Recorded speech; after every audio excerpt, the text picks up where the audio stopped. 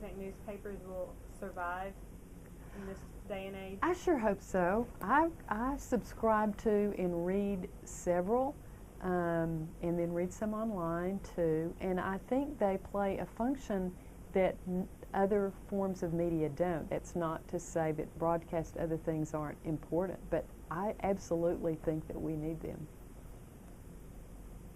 What inspired you to be a journalist? First of all, my mother. My mother was the first female reporter for the Southwestern edition of the Wall Street Journal. And I am one of those that, although I'm not in the business now, I was editor of my high school newspaper. I worked on my campus newspaper. I went directly to work for newspapers and really knew what I wanted to do. But it was because of hearing from some of her career and then just absolutely enjoying the profession. Was there anybody that influenced you at the Nashville Banner? Oh, you know, I could name a who's who, and I'm sure you're enjoying or interviewing some of them for this project. There were so many good journalists and folks to work with there. You know, you can think immediately of names like Fred Russell, who's really an icon in sports writing. But I also think back to folks, when we were talking, I mentioned earlier, somebody like Brad Carlisle, who was the epitome of the very demanding city editor. I didn't feel like I could get anything right when I wrote for him, and everybody in between. They were just great people to work with, not only at the Nashville Banner, but also at the Tennessean. And as you probably know, we were in the same building. We were right across the hall from each other, so we competed all day long, all night long. But there were also some very strong professional friendships too. What advice would you give to current or future journalists? Since I left the newspaper in 1995 to really pursue my advocacy in the area of developmental disabilities, although you do use some of the same skills that you use as a journalist. So I'm a little bit removed, but I guess the advice I give in almost any profession, love what you do. And if you don't have a passion for it and you don't enjoy it, and I do remember there were some folks who would come to a newsroom and those deadlines, the pressure doesn't, if you don't enjoy that, you're not going to enjoy the profession. So first of all, love what you do, and you can't give up. I mentioned earlier that I had a journalism degree, but I graduated at about the same time of Watergate and Woodward and Bernstein. So everybody wanted to work for a newspaper. So I didn't get a newspaper job when I graduated immediately. I had to work on it and just do other kind of odd jobs. It took about, I guess, 6 months at that time. And I know in today's market it probably takes longer, but the job will come along if you're doing what you love and if you keep working for it. What's the most important thing for journalists to know if they want to be successful in journalism? Another good question.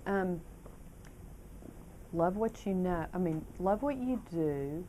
I think you have to have that strong sense of ethics. I guess really knowing that you are going to be constantly under fire. We used to joke that if both sides are complaining that you're not being fair and balanced, you're probably doing okay. But there is so much skepticism of the media, and some of it rightly so now. It's a tough profession, but there are still, I think, plenty of good reporters, editors with ethics, but it's tough. Were you ever turned down for an interview? Of somebody I wanted to interview? Mm-hmm. Oh, yeah, yes. How do you deal with conflict and somebody that constantly turns you down? You know, it really depends on the situation, but I think one of the things you use as a journalist, and again, I think it's a skill that you can use in other professions. No, to me, just means no at that moment, and you figure out, okay, well, if that won't work out, how else am I going to do it? So maybe if somebody turned you down, then you figure out, well, maybe are they going to be at this place at this time so we can do an interview them, or is there somebody else important in their life and I can talk with them? So you work on it. Yeah, there were plenty of people who turned you down the first time. How has your work in Nashville impacted your personal life? Well, I guess the biggest impact is I came here for the job and I met my husband, who was a Nashville native, and I'm still here. But also, I guess, again, you can't work at a newspaper and not get to know the community. And when I first came here, I was planning to work here and go on and work at several papers across the country. I thought I'd keep moving around. And I just fell in love with Nashville and decided to stay here. Have you worked in other areas besides Nashville? Yes, I started out, I worked in El Paso, Texas, and then Austin, Texas, and then came here too.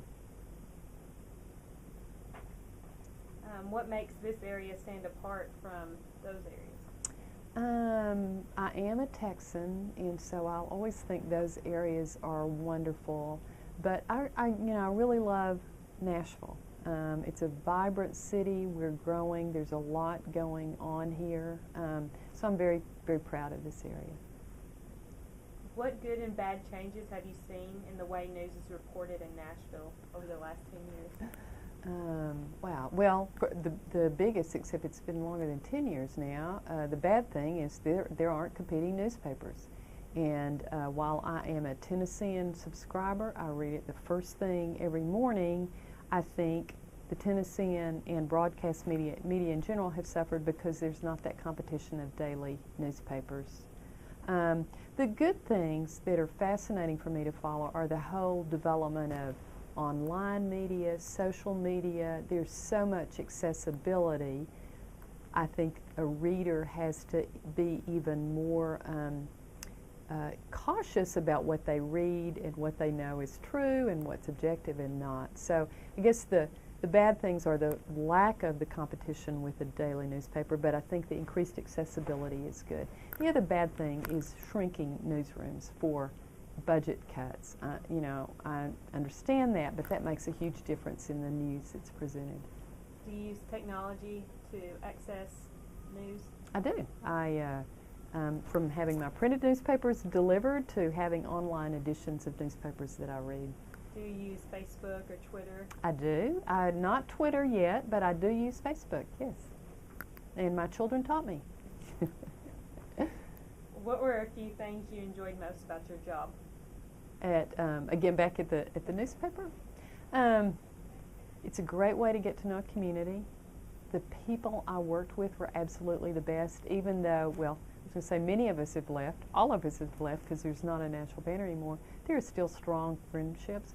You may have heard from some of the other people. There's a Facebook group. We keep in touch.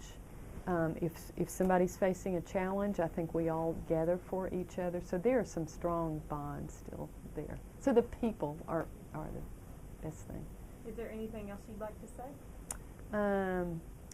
Let's see. No, I guess, I'm incredibly impressed that y'all are doing a project like this, because I think too often people don't stop and think, what was it that happened and how has this shaped journalism? And I think it's really important to remember some of the things that happened.